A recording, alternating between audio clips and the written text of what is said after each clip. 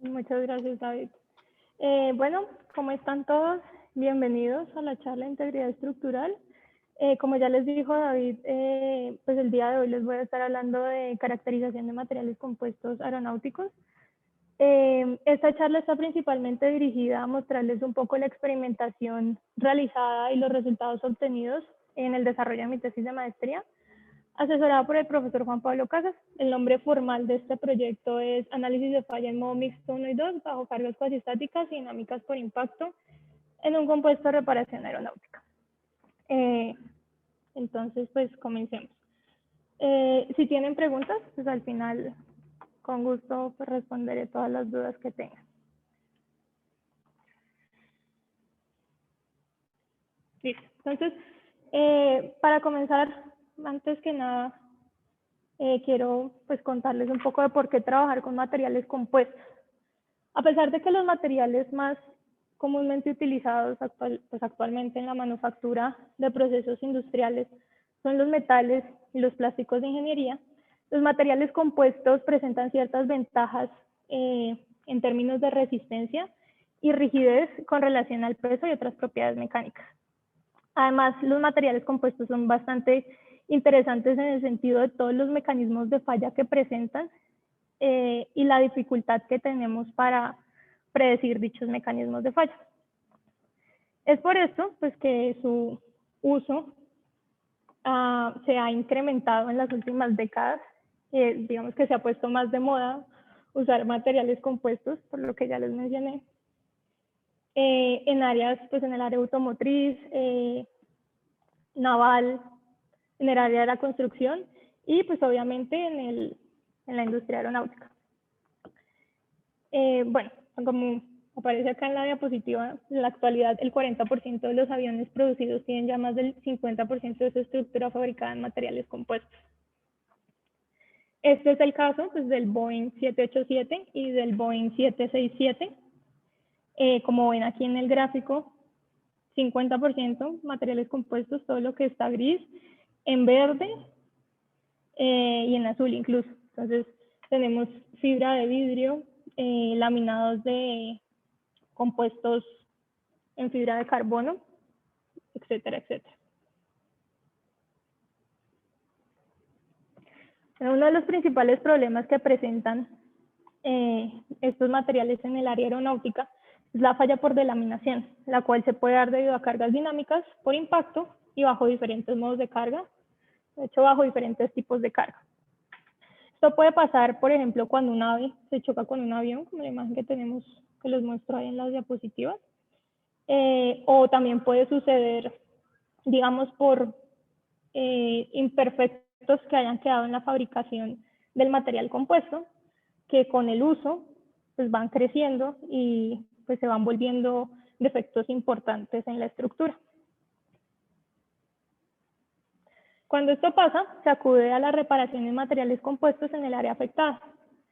Con las reparaciones se permite alargar un poco el tiempo de vida útil hasta que la estructura. Estas reparaciones se hacen con materiales compuestos con propiedades similares a las del material original.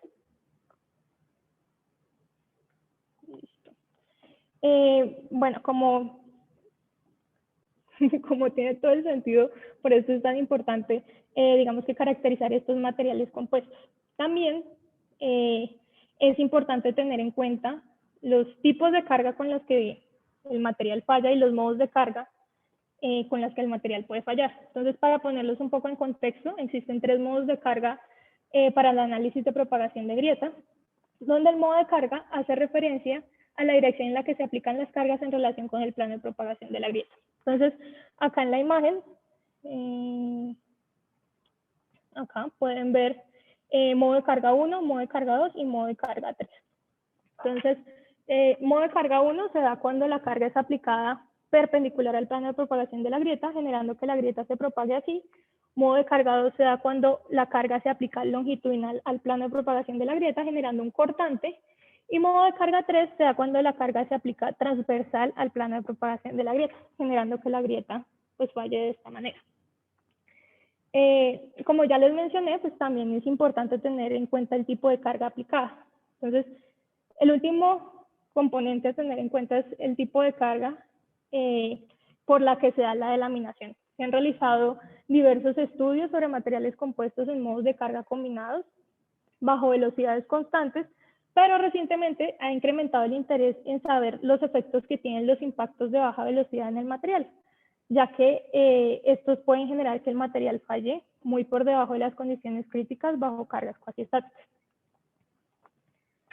Con todo esto en mente, el objetivo del proyecto de investigación de mi maestría fue determinar el comportamiento de un material compuesto aeronáutico cuando se somete a cargas cuasi estáticas e impactos de baja velocidad en modo mixto 1 y 2 para estudiar la resistencia a la delaminación del material.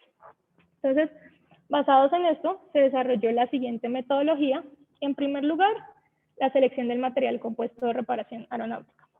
Entonces, se analizaron diferentes partes de los aviones que se reparan comúnmente y pues ya más adelante les mostraré a fondo cómo se dio esa selección del material. Posteriormente, la manufactura del material compuesto y la medición de sus propiedades mecánicas, seguido de pruebas cuasi estáticas y pruebas de impacto, para las cuales fue necesario realizar adecuaciones de montajes que permitieran generar los modos de carga 1 y 2.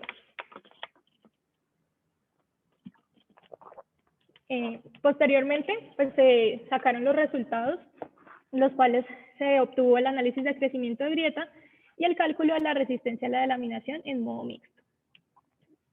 Qué pena. Bueno, entonces para la selección del material, como les mencioné, se analizaron diferentes secciones de la aeronave que se reparan comúnmente en la industria. Se seleccionó el spar del empenaje, que es este que ven acá en azulito. Uy, qué pena con ustedes, un momento. No es COVID, lo juro, es que no he hablado tanto en mucho tiempo. Bueno, se seleccionó el spar del empenaje, que se repara comúnmente en la industria, que es la estructura interna del empenaje. Entonces, digamos que esta estructura, por lo general, se fabrica con 3 materiales. Fibra de vidrio, fibra de Kevlar, en el esquema de laminación, que se ve acá en la diapositiva. Perdón. Entonces, lo que hicimos fue buscar en manuales de reparación por qué tipos de fibras se podían reemplazar esas fibras con las que se manufactura normalmente el spar, y se seleccionó la fibra de vidrio 7781. También se analizaron resinas estructurales que se utilizan normalmente para reparación y se seleccionó la resina Hisol 956. Acá hay una cuestión curiosa a tener en cuenta, y es que yo les mencioné que inicialmente esta estructura se manufactura con fibra de vidrio y fibra de Kevlar.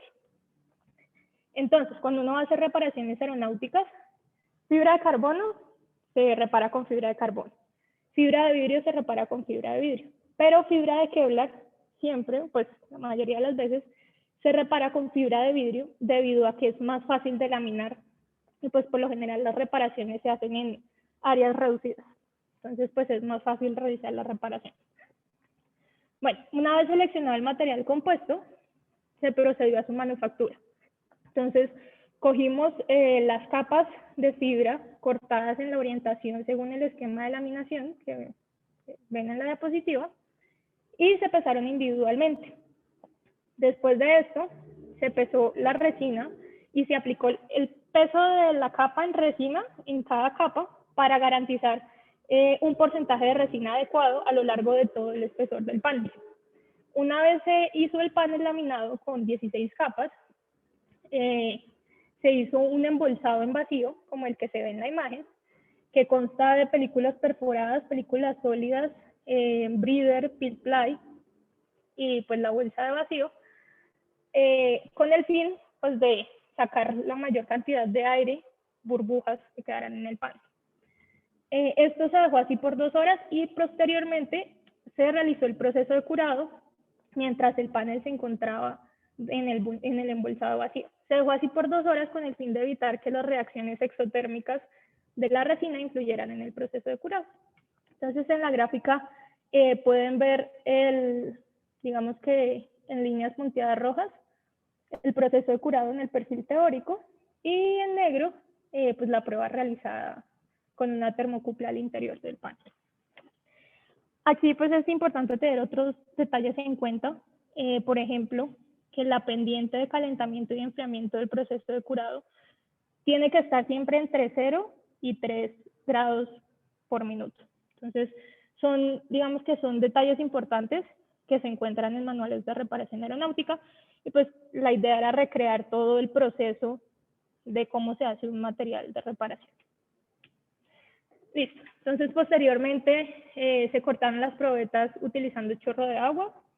Es de los procesos de corte, procesos de corte que menor afectación generan en el material en términos de microgrietas y afectación por calor. Y se realizaron las pruebas de propiedades físicas y mecánicas. Entonces, pues en primer lugar, se obtuvieron los módulos de elasticidad. Para esto se asumió isotropía transversal. Si ven acá en la diapositiva, esta es una capa de un compuesto de fibra. Entonces tenemos la dirección fill y la dirección warp. Esto depende de cómo se teje, cómo está tejida la fibra. El módulo de elasticidad en dirección 1 y en dirección 2 por lo general difieren en cierto grado. Nosotros aquí asumimos isotropía transversal. Eso quiere decir que el módulo de elasticidad en dirección 1 y en dirección 2 son exactamente iguales, debido a que por el esquema de laminación las capas son orientadas a 0,90. Entonces dijimos módulo de elasticidad en 1 y 2 exactamente igual. Bueno, también se obtuvo el módulo de Poisson. Y posteriormente se sacaron las propiedades físicas del material. Esto pues tiene en cuenta porcentaje de volumen en resina, en fibra y en aire. Esto se hizo simplemente para verificar, bajo norma, que el panel estuviera correctamente manufacturado, que el volumen de aire dentro del panel estuviera dentro del rango aceptable y que el proceso de manufactura tuviera cierta repetibilidad. Bueno, en cuanto yo les había mencionado que eran 3 modos de carga y que en este proyecto trabajamos modo de carga 1 y modo de carga 2. Entonces, les voy a contar un poco sobre los montajes que se utilizaron para poder generar estos modos de carga en el material compuesto manufacturado. Primer modo de carga se generó con el montaje de doble viga en cantilever. Este montaje permite que se generen cargas perpendiculares al plano de propagación de la grieta con el uso de unas bisagras que se pegan en el extremo de la probeta que tiene la grieta. Utilizando pues, las ecuaciones se puede encontrar la tasa de liberación de energía crítica, que es con lo que vamos a caracterizar del material, la cual depende de la longitud de laminación, del espesor de la probeta, del ancho de la probeta y de la carga aplicada. En cuanto al modo de carga 2, se utilizó el montaje de flexión en 3 puntos, el cual consiste, pues, como ven en el dibujo, colocar la probeta apoyada en 2 apoyos y aplicar una carga en la mitad. A partir de esto, pues, se puede calcular también la tasa de liberación de energía crítica en modo 2, teniendo en cuenta la fuerza máxima, la longitud de laminación y el ancho de la probeta. Por último, para generar modo de carga mixto, porque queremos ver el comportamiento del material no solo en 1 y en 2, sino en la combinación de los dos, se utilizó el montaje Mixed Mode Bending Test, entonces el cual está representado por esta figura. Eso que está acá en la mitad es la probeta y el montaje consta de 2 partes, esta parte inferior y esta parte superior. Entonces, ¿cómo se genera el modo de carga mixto? Yo estoy aplicando una carga en este punto, que está a cierta distancia C del apoyo superior que tiene el montaje con la probeta. Cuando yo aplico la carga en el extremo en el que se ve en el dibujo, estoy generando cargas prácticamente perpendiculares al plano de propagación de la grieta, generando un alto modo de carga 1. Pero a medida que yo acorto esta distancia C, lo que hago es generar un momento flector en la probeta, en el extremo de la probeta, generando digamos que un modo de carga 2. con las ecuaciones que ven ahí, teniendo en cuenta geometría de la probeta y dimensiones del montaje y el valor de la carga, se puede encontrar la tasa de liberación de energía en modo de carga 1 y 2 cuando se hace el montaje en modo mixto. Listo. Para las pruebas cuasiestáticas, utilizamos una máquina de ensayos universal Instron con una celda de carga de 500 newtons, velocidad constante de 5 milímetros por minuto, y se grabaron los videos del crecimiento de grieta con una cámara de 60 frames por segundo. Para esto se utilizó un dispositivo de aumento óptico, como ven acá en la figura, que nos permitía pues, visualizar de mejor manera el crecimiento de la grieta. En cuanto a las pruebas dinámicas por impacto, utilizamos la máquina de proyección vertical de masa que se encuentra acá en la universidad, con una masa de 9.6 kilogramos y una frecuencia de muestreo de 100.000 datos por segundo. Para este setup se utilizaron 2 cámaras de alta velocidad y 2 lámparas.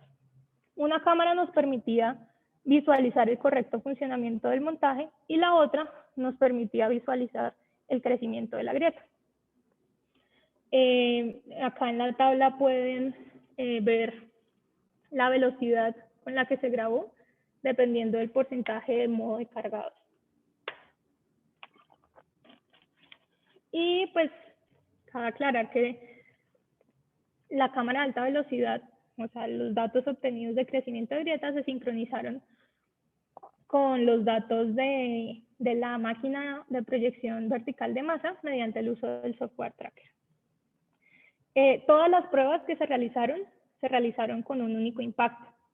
Entonces la idea era generar que la probeta fallara con solo un único impacto. Entonces pues tuvimos que, digamos que caracterizar esa altura necesaria, la altura mínima necesaria para que la probeta, dependiendo del modo de carga, fallara con un solo impacto.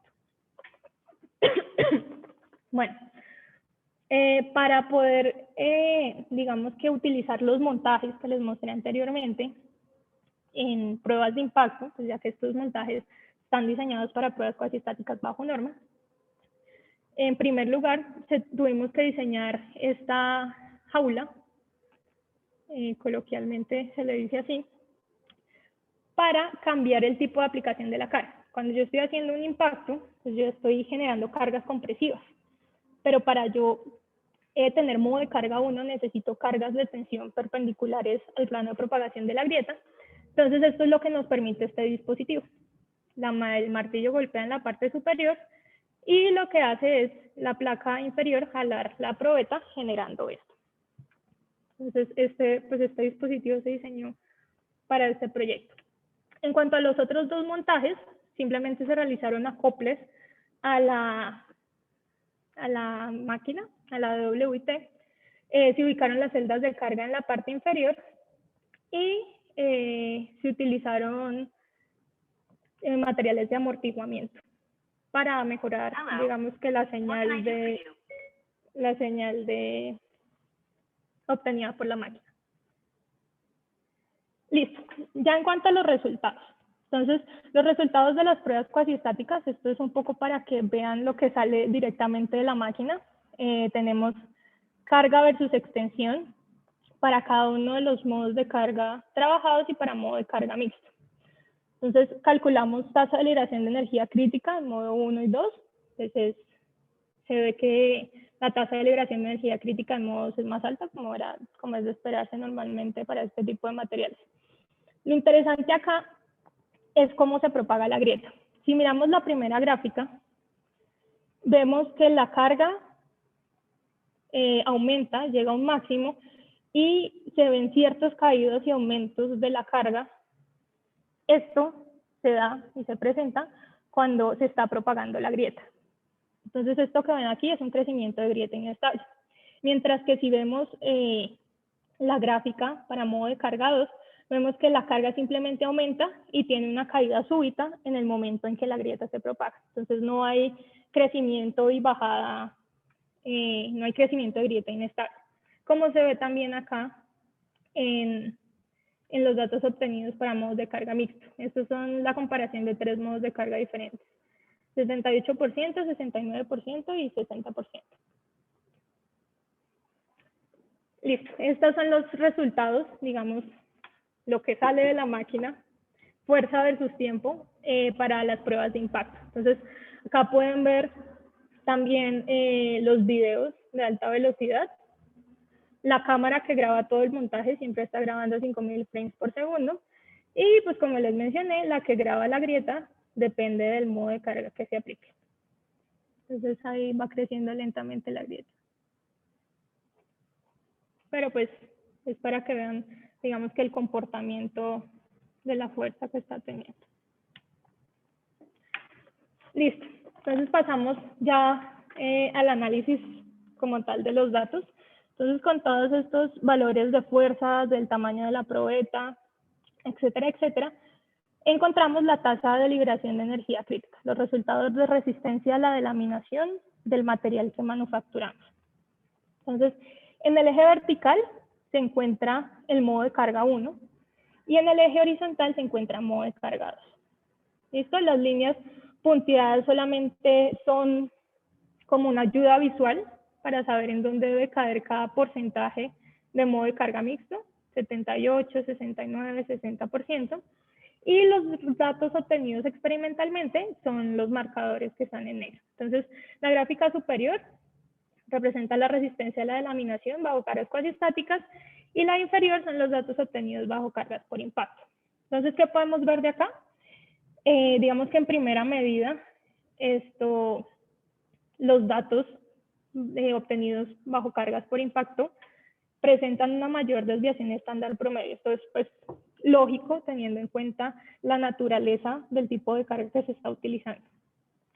Y pues también se evidencia, como se ha visto en estudios anteriores, que en modo de carga 2, digamos, mirando el eje horizontal, a medida que aumenta el porcentaje de modo de carga 2, la dispersión de los datos es mucho mayor por la naturaleza de cómo funciona pues el montaje. También podemos apreciar de estos datos que la resistencia del material disminuye al aplicarles cargas dinámicas por impactos de baja velocidad. Entonces, digamos, la tasa de liberación de energía crítica en condiciones cuasi estáticas aún, pues, fue 24% mayor en comparación con condiciones de impacto. Para el caso de modo de carga 2, fue 26% mayor. O sea que la resistencia bajo impacto disminuyó. Esto se puede ver aquí más claramente. Los marcadores negros, la línea negra, hace referencia a los datos experimentales cuasi estáticos y los datos de color rojo son datos experimentales por impacto. Acá lo que hicimos también, pues aparte de evidenciar la disminución de la resistencia del material, fue generar, digamos que ajustar los datos a un criterio power law para ver si cumplían con el comportamiento pues esperado de un material como lo es un material compuesto de fibra de vidrio. Y pues se encontró que sí, se utiliza este ajuste de mínimos cuadrados, donde G1C y G2C son la tasa de liberación de energía crítica en modo 1 y en modo 2, y lo que se hace son ajustar estos parámetros de alfa y beta. Entonces, logramos un ajuste de un coeficiente de 0.92 y 0.87, que es bastante bueno, y pues se encontró que estos parámetros alfa y beta se encuentran en el rango esperado. Otra cosa que se puede apreciar desde esta gráfica es que digamos que la forma que tiene la curva debería mantenerse si estoy aplicando el mismo tipo de carga. Acá vemos un cambio en la curvatura, digamos, al final, al acercarnos a modo de carga 2, lo que, según estudios previos, evidencia el tipo de carga que se está aplicando. Bueno, seguido de esto pasamos a analizar la longitud de delaminación en función del tiempo. Aquí podemos encontrar dos cosas interesantes.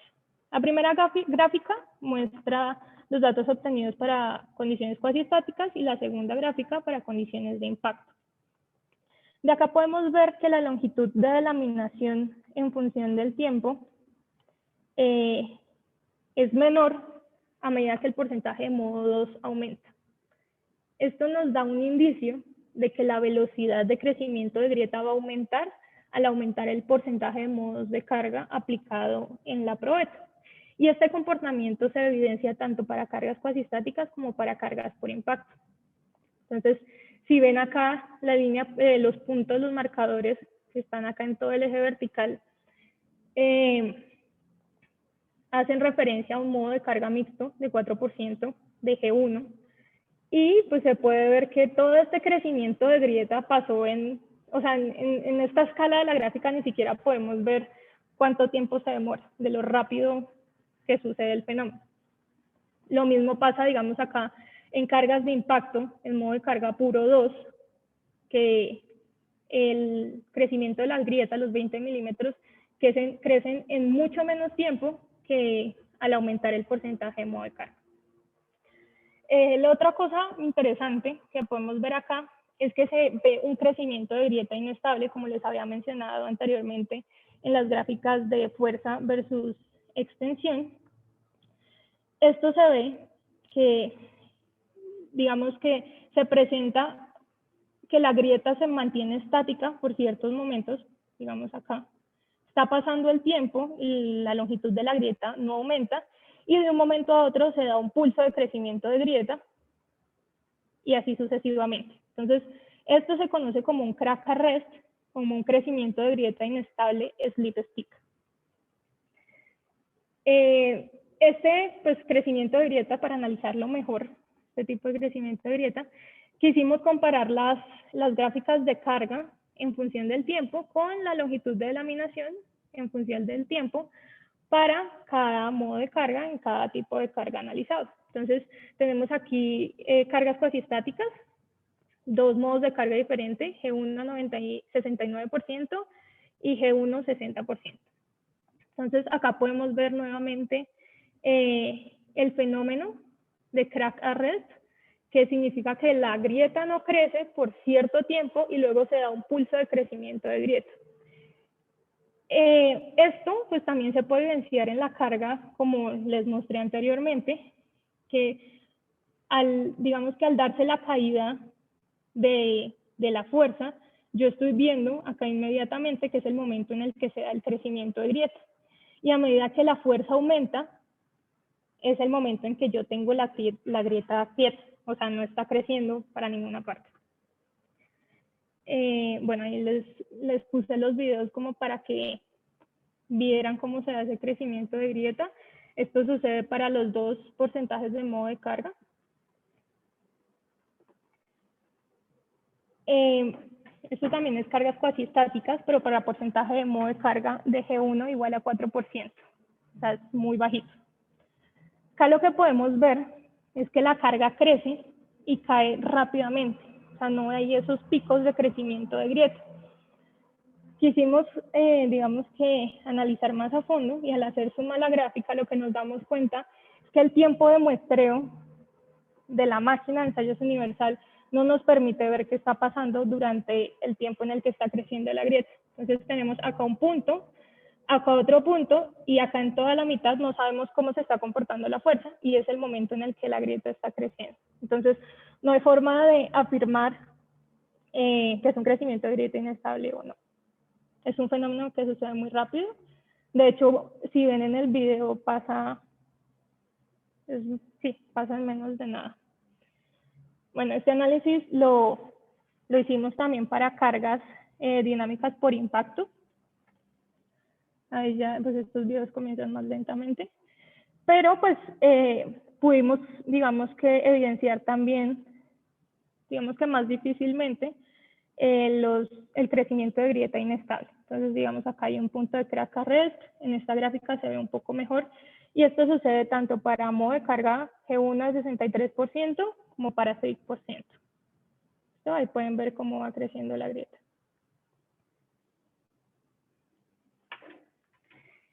Bueno, por último realizamos, digamos que el mismo procedimiento para modo de carga 2 puro. En esta gráfica de longitud de delaminación no es posible evidenciar ningún tipo de crack arrest, pero llegamos al punto en que ya el instrumento se nos queda muy chiquito frente a lo que estamos haciendo. Entonces, aquí el video del crecimiento de la grieta, la cámara está grabando a 33.000 frames por segundo. Y es lo máximo a lo que se puede grabar con este instrumento que tenemos acá en el departamento. Y vemos que la cantidad de puntos que uno puede sacar de ese video en comparación pues con otros porcentajes de modo de carga es muchísimo menor. Entonces necesitamos un equipo de mayor capacidad para ver, digamos que a profundidad, qué es lo que está pasando con la grieta. Bueno, ahí también les dejé el video de el montaje, como se ve todo completo.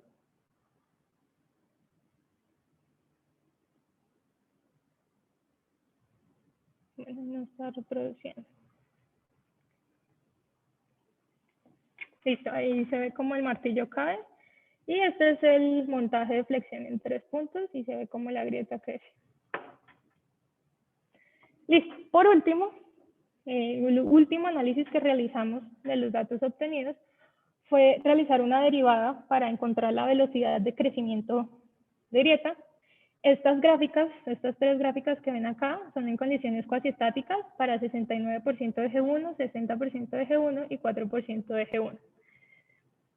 En estas gráficas se ven los picos de crecimiento de grieta que les mencionaba anteriormente, en los que la velocidad aumenta súbitamente y luego hay un tiempo en el que la velocidad de crecimiento de grieta es cero, el crack arrest que les mencionaba. Acá podemos evidenciar lo que les estaba diciendo, que al aumentar el modo de carga 2, aumenta la velocidad de crecimiento de grieta. Entonces tenemos una velocidad máxima para G1 69% de 0.0019 metros por segundo y al aumentar G2 subimos a 0.004 metros por segundo. Esto se evidencia más cuando pasamos a ver, digamos que el efecto de las cargas por impacto. Entonces pasamos de 8 metros por segundo de crecimiento de grieta, de velocidad de crecimiento de grieta máximo, en un modo de carga de 63%, a 90 metros por segundo cuando el modo de carga 2 es puro. Entonces, esa es la velocidad máxima a la que crece la grieta, por la cual pues, es muy difícil de ver con una cámara que llega solamente hasta 33 frames por segundo. 33.000 frames por segundo, me comí ahí.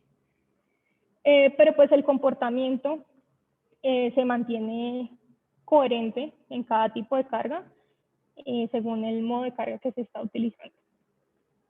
Listo, acá también se ven los picos de carga seguidos de crack arrest, o sea, velocidad.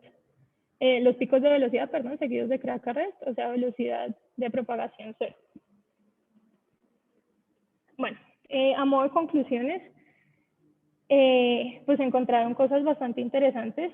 Pudimos comprobar que al realizar impactos de baja velocidad en el material, la resistencia del material disminuye en un 24-26% en términos de tasa de liberación de energía crítica. Pudimos, digamos que, verificar que los datos que se obtuvieron pues son comparables con criterios de falla para predecir la laminación de ese mismo tipo de materiales. O sea, son datos que están sacados, o sea, que están bien. Se logró evidenciar que la tasa de crecimiento de grieta y el modo de carga picado tienen una relación. Entonces, como les decía, al aumentar el modo de carga 2, lo que estoy haciendo es aumentar la tasa de crecimiento de grieta del material. Y pues es una tendencia que se ve tanto en cargas cuasistáticas como en cargas dinámicas. Y por último, se determinó que las velocidades y los tipos de carga trabajados en esta investigación y pues el material aeronáutico utilizado presentan un comportamiento inestable de crecimiento de grieta slip stick. A modo de, pues, ¿qué queremos trabajar más adelante? ¿Cómo queremos continuar esta investigación? Pues la idea inicial de este proyecto era poder generar toda la superficie de falla que incluía modo de carga 1, modo de carga 2 y modo de carga 3 y todas las combinaciones de los mismos. Debido pues a pandemia y por lo tanto cierres de la universidad de los laboratorios, pues el alcance del proyecto se disminuyó pero pues sería muy interesante ver cómo queda toda la superficie de falla del material. También nos gustaría poder corroborar mediante simulación de elementos finitos los efectos dinámicos que existen en la tasa de liberación de energía calculados debido pues, a lo que son las cargas por impacto. Y por último, realizar pruebas de SEM en las probetas que se fallaron para verificar, para comprobar el crecimiento de grieta inestable que encontramos en los datos obtenidos. Bueno, eso es todo. Si tienen dudas, preguntas, cualquier cosa que no les haya quedado claro, pues me pueden contar.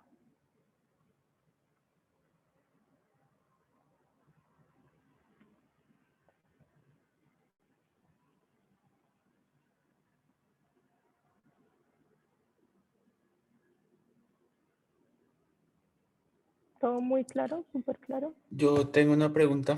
Hola, Pau. Hola, ¿cómo estás? Primero que todo, pues me parece muy interesante el trabajo de la experimentación, pues asombrosa. Yo sí tengo una pregunta. ¿Qué modificaciones tendrás que hacer, digamos, si quieres utilizar otro material como fibra de carbono en tu metodología?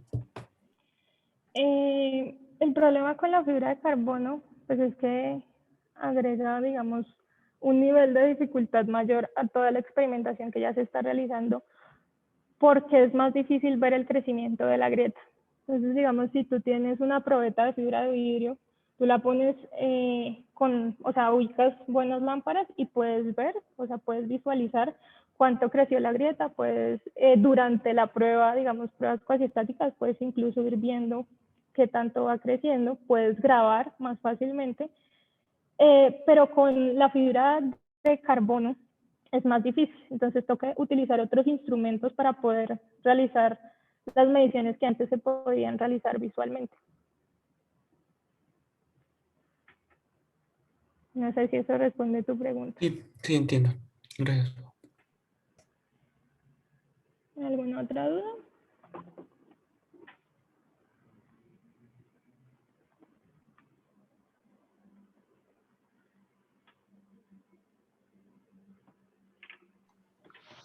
Bueno, creo que por el momento no hay más preguntas. Entonces, Paola, mil gracias por acompañarnos en esta charla y pues a todos los asistentes, mil gracias de nuevo por estar acá. Nos quedan 2 charlas de este ciclo. Apenas las tengamos confirmadas, les estaremos enviando información. Muchas gracias a todos de Listo. nuevo y que tengan buena noche. Bueno, gracias a todos por asistir. Si les surge alguna duda pueden escribirme por correo, que están muy bien.